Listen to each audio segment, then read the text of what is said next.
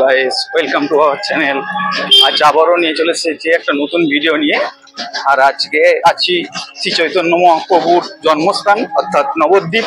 তোমরা সবাই জানো, আর লোককথা সবাই জানে যে নবদ্বীপের ধুলোয় ধুলের ভগবানের স্থান।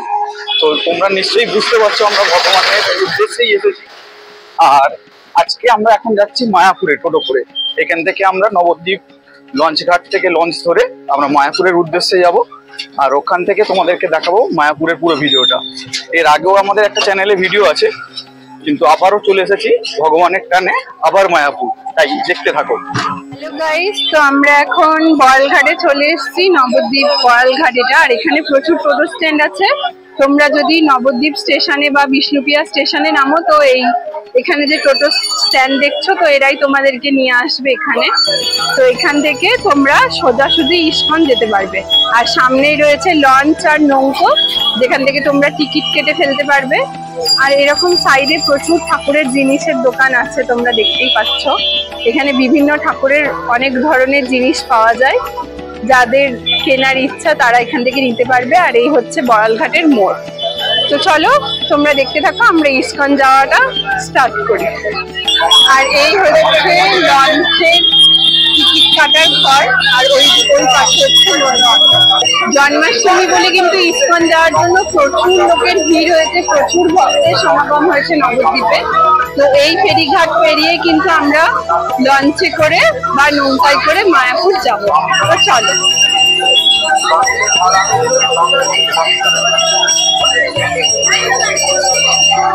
তো এই হচ্ছে আমাদের ফেরিঘাটের একদম ব্রিজ মতন করা আছে, এখান দিয়ে নেমে গেলেই কিন্তু তোমরা চলে যাবে লঞ্চ বা নৌকো। লঞ্চ ডান দিকে পড়বে আর নৌকো বাঁ দিকে পড়বে। তো চলো আমরা এখন লঞ্চের দিকে যাচ্ছি।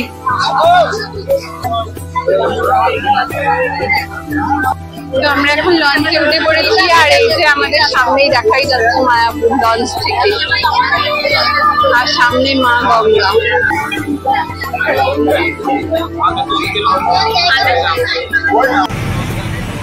তো আমাদের নবদ্বীপ আর মায়াপুরের যে গঙ্গাটা, সেটা হচ্ছে একটা দিকে হচ্ছে ভাগীরথী আর একটা হচ্ছে জলঙ্গি। তো সেটাই তোমাদেরকে দেখাবো। চলো, যে দুটো জলের কালার কিন্তু পুরো টোটালি আলাদা। মায়াপুরের দিকে যেটা আছে সেটা সবুজ, আর আমাদের দিকে যেটা রয়েছে মানে নবদ্বীপের দিকে যেটা রয়েছে সেটা ছিল একদম ঘোলাটে ঘোলাটে হলদে হলদে জল। তো সেটা তোমরা দেখতেই পাচ্ছ যে ডিফারেন্সটা কতটা। এটা দেখার জন্য সবাই লঞ্চের একদম ধারে দাঁড়িয়ে থাকে। আমাদের মায়াপুরে চলে এসছে, তো এখন আমরা মায়াপুরে নেমে পড়বো। এই যে এখানে লেখাই আছে। চলো বন্ধুরা, আমরা মায়াপুর চলে এসেছি। তো হরে কৃষ্ণ বলে দাও একবার সবাই।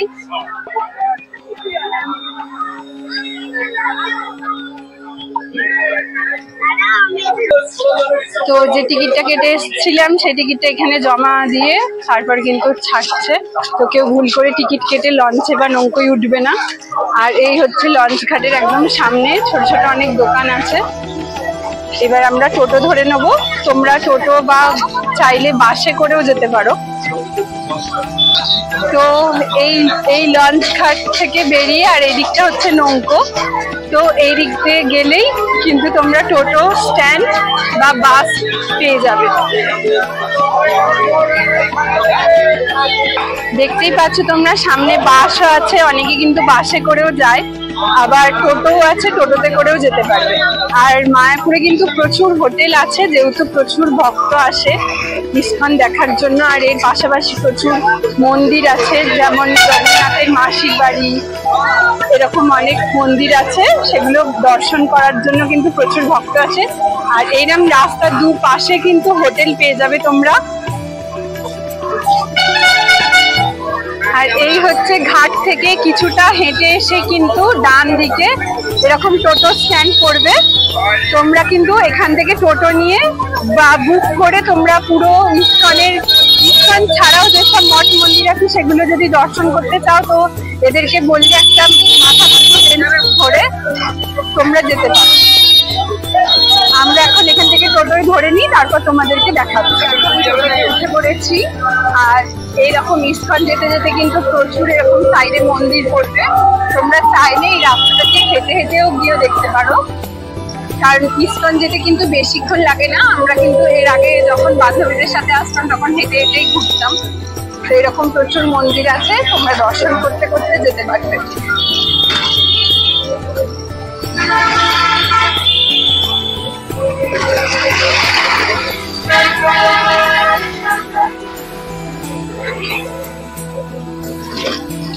দেখতেই পাচ্ছ তোমরা প্রচুর মন্দির আছে। আর এই যে একটা মন্দির দেখতে পাচ্ছ বড়, এখানে কিন্তু এই মন্দিরটা একদম নতুন হয়েছে। এটাকে বলা হয় লোটাস টেম্পল, যেটা দিল্লিতে আছে সেই আকারেই কিন্তু এরকম করা হয়েছে।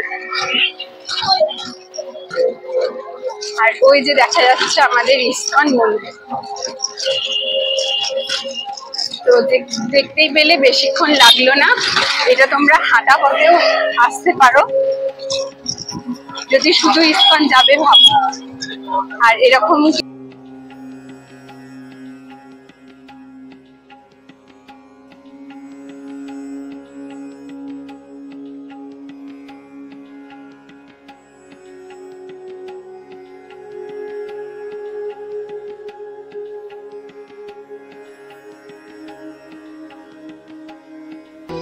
তো বন্ধুরা, আমরা এখন ইসকন মন্দিরের মেন মন্দিরের একদম সামনে, গেটের সামনেই আছি। তো আমরা এইমাত্র টোটো থেকে নামলাম, তোমাদেরকে দেখালাম যে ফেরিঘাট থেকে কতক্ষণ লাগে। আর তোমরা কিন্তু এটা পায়ে হেঁটেও আসতে পারো। আমরা যখন বান্ধবীদের সাথে আসতাম তখন পায়ে হেঁটেই আসতাম। তো এই হচ্ছে আমাদের মেন ইসকন মন্দিরের 1 নম্বর গেট। তো চলো ভেতরে যাওয়া যাক।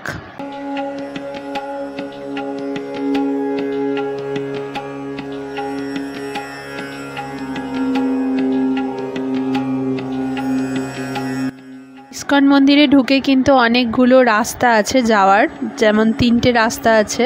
তো চলো তোমাদেরকে আগে ভোগের যে কুপন দেয়া হয়, তোমরা যে প্রসাদ পাবে, তো সেইটা কিভাবে পাবে সেটা তোমাদেরকে দেখিয়ে দিই। একদম গেটের ডান দিকেই কিন্তু পড়বে এই কুপনের কাউন্টারগুলো, যেখানে বিভিন্ন দামের তোমাদের প্রসাদ পাওয়ার জন্য একটা টিকিট কাটতে হবে, আর সেটা তোমাদের কাছে রেখে দিতে হবে। যখন ভোগের টাইম হবে তখন তোমাদের সেখানে গিয়ে প্রসাদ খেয়ে আসতে হবে। আর এবার ওই কুপনের ঘরগুলোর ঠিক বাঁ দিকের যে রাস্তাটা দিয়ে আমরা একদম মন্দিরের ভেতরে প্রবেশ করব। তো প্রবেশ পথ দিয়ে প্রবেশ করতে করতে তোমরা এই মিডিলে যে বড় নতুন মন্দিরটা তৈরি হচ্ছে, তো সেটা স্ট্রাকচার তোমরা দেখতে পাবে। আর এই মন্দিরটাতে কিন্তু ঢোকার একটা টাইমিং আছে। আমরা লেট করে চলে গেছি বলে কিন্তু আমরা একটুও দেখতে পাইনি। আমাদের দেখার খুবই ইচ্ছা ছিল, আর তোমাদেরকেও দেখানোর খুব ইচ্ছা ছিল। তো চলো ওই মন্দিরটার টাইমিং তোমাদের কাছে শেয়ার করি। আর এই মন্দিরটা একদম আমার ছোটোবেলা থেকে তৈরি হচ্ছিল, মানে তখন আমি 5-6-এ পড়ি, তখন থেকেই মন্দিরটা তৈরি হচ্ছিল, কিন্তু আজও পর্যন্ত এখনও কমপ্লিট হয়নি। তো চলো তোমাদেরকে দেখাই এই মন্দিরটার টাইমিং কি আছে। এই মন্দিরটার টাইমিং ছিল সকাল 10টা থেকে 12টা পর্যন্ত খোলা, আবার বিকেল 5টা থেকে 6টা পর্যন্ত খোলা থাকে। তো তারপরে কিন্তু আবার বন্ধ হয়ে যায়। তো এইটুকু টাইমের মধ্যেই তোমাদেরকে অ্যাডজাস্ট করে নিয়ে দেখতে হবে। আর এই হচ্ছে গর্ভগৃহ ঠাকুরের, যেটা তোমাদের দূর থেকে দেখানোর চেষ্টা করছিলাম, কিন্তু আমরা রীতিমতন ভেতরে যেতে পেরেছিলাম, কিন্তু এখানে যাওয়ার জন্য সিকিউরিটি গার্ড নিয়ে আর এদের কাছ থেকে পারমিশন নিয়ে তবেই যেতে পারবে, তাছাড়া নয়। তো চলো তোমাদেরকে দেখাই আর তোমরা ভিডিওটাকে উপভোগ করো।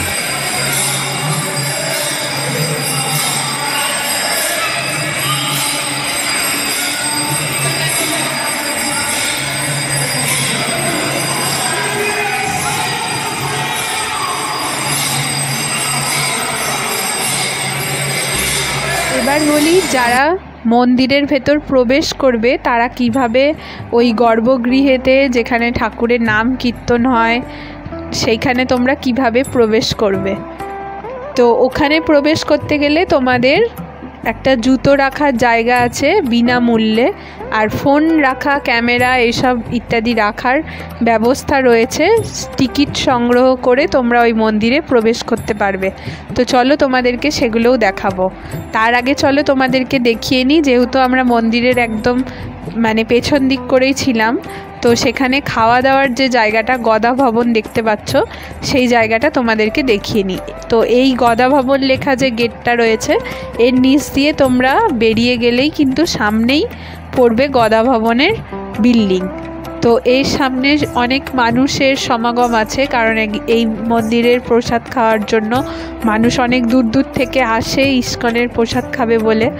আর ইস্কন মন্দিরটা ঘুরে দেখা, যেহেতু সাধারণ মানুষ সকাল থেকে এসে এই মন্দিরে থাকবে সারা দিনটা, এবার তো তাদেরকে কিছু খেতেও হবে। তো এই মন্দিরের প্রসাদ তারা কুপন সংগ্রহ করে নিয়ে প্রসাদ খাবে বলে তো সেই ব্যবস্থা করা আছে।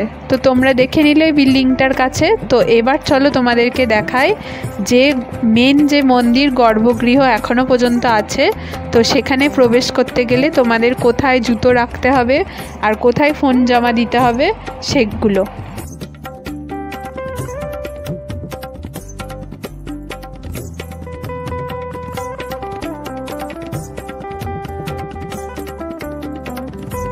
তো এই হচ্ছে আমাদের মেন মন্দির ইস্কনের, যেখানে নাম কীর্তন হয়, ঠাকুরের গর্ভগৃহ। তো এখানে চেকিং হয় এই ঘরটায় মহিলাদের একদিকে আর পুরুষদের একদিকে। আর এই যে গ্রিলগুলো দেখছো, এর পাশ দিয়েই কিন্তু লাইন বরাবর যেতে হয়, ছেলে মেয়ে আলাদা। তো এরপরেই তার ঠিক পাশেই রয়েছে, একদম মন্দিরের পাশেই আছে জুতো রাখার জায়গা, আর এ পাশে রয়েছে ফোন রাখার জায়গা। তো তোমরা এখানে ফোন আর জুতো জমা দিয়ে তবেই মন্দিরে প্রবেশ করতে পারবে, আর এদের কাছে একদম নিরাপদ থাকে। তো আমরা এবার চলে যাব ফোয়ারার দিকে। আর আমরা গেছিলাম জন্মাষ্টমীর ঠিক 2 দিন আগে। তো চলো তোমাদেরকে দেখাই এবার ফোয়ারার দিকটা, আর এদিকটা কীরকম সুন্দর।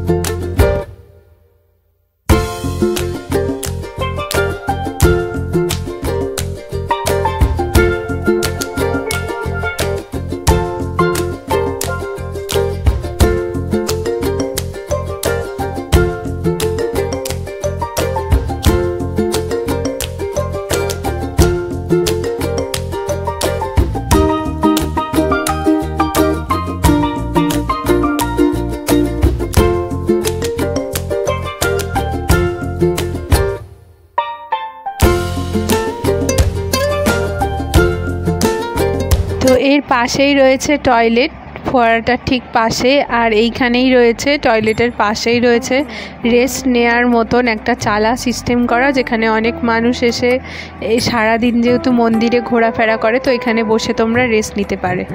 তো এইটা হচ্ছে গোবিন্দ রেস্টুরেন্ট, ঠিক তার পাশেই ছিল তোমার গোশালা যাওয়ার রাস্তা। তো এখান দিয়ে ভেতর দিকে গেলে অনেক ছোট ছোট 100 টাকায় থাকার রুম রয়েছে, তোমরা সেখানেও থাকতে পারো। তো চলো তোমাদেরকে একটু ভেতরটা ঘুরে দেখাই। তো এই যে থাকার ব্যবস্থাটা, এই জায়গাটার নাম হচ্ছে, এটার নাম হচ্ছে গৌরাঙ্গ কুটির।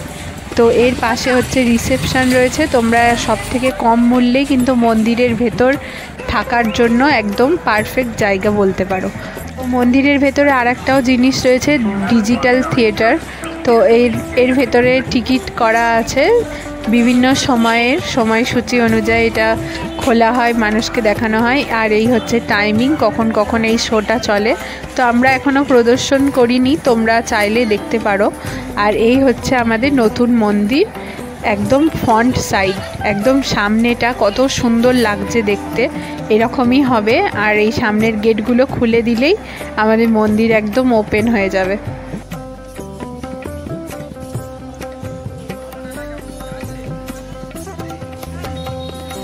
হচ্ছে মন্দিরের, ইস্কন মন্দিরের পুরনো যে মন্দিরটা ছিল সমাধি মন্দির, তো তো এই মন্দিরে প্রবেশ করতে গেলে তোমাদের এই যে জায়গাটা দেখতে পাচ্ছ, এখানে ফোন রাখার জায়গা আর ঠিক তার পাশেই রয়েছে জুতো রাখার জায়গা।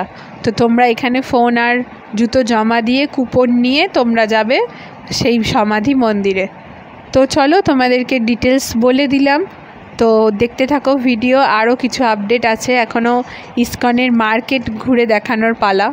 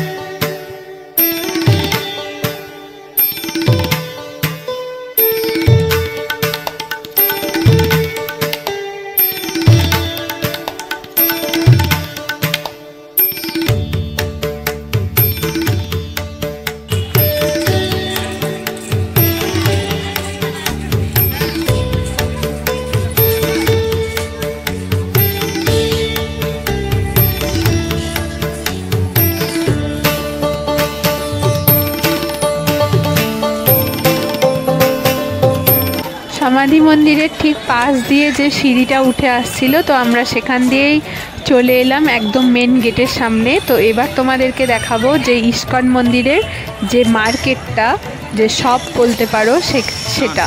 তো এখানে কিন্তু প্রচুর দামের প্রচুর রকমের গুপি ড্রেস রয়েছে, খুব সুন্দর সুন্দর ভ্যারাইটিস কালেকশান। তো এখান থেকে প্রচুর ফরেনার কেন আমরা সাধারণ মানুষও কিনে থাকি, আর সঙ্গে তার পাশাপাশি রয়েছে ঠাকুরের যত রকম সামগ্রী সেগুলো। তো চলো তোমাদেরকে একটু একটু করে দেখাই যে কীরকম গুপি ড্রেস রয়েছে, তারপর শাড়ি আছে, ছেলেদের টি শার্ট রয়েছে, তো বিভিন্ন রকমের। তো আমরা এখান থেকে একটা বোনের জন্য গুপি ড্রেস নিয়েও নিয়েছি, আর আমি এই নিয়ে মোট 3 থেকে 4 গুপি ড্রেস কিনেছি। তো এই দোকানটা থেকেই আমি কিনি বেশিরভাগ। তো সেই দোকানটাই তোমাদেরকে দেখাচ্ছি।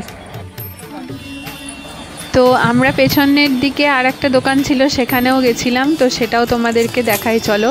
ওখানেও ভ্যারাইটিস কালেকশান রয়েছে, তোমরা দরদাম ঠিকঠাকভাবে করতে পারলে খুব কম দামেই পেয়ে যাবে। তো এই ছিল আজকে আমাদের ভিডিও, ইসকন মন্দিরের জন্মাষ্টমীর ঠিক 2 দিন আগের ভিডিও। তো দেখে নিলে এবার তোমরা চলে আসবে ইসকন মন্দিরে। তো ভালো থেকো, সুস্থ থেকো, আর সবাইকে নমস্কার। প্লিজ লাইক, কমেন্ট, সাবস্ক্রাইব করে দিও। বাই।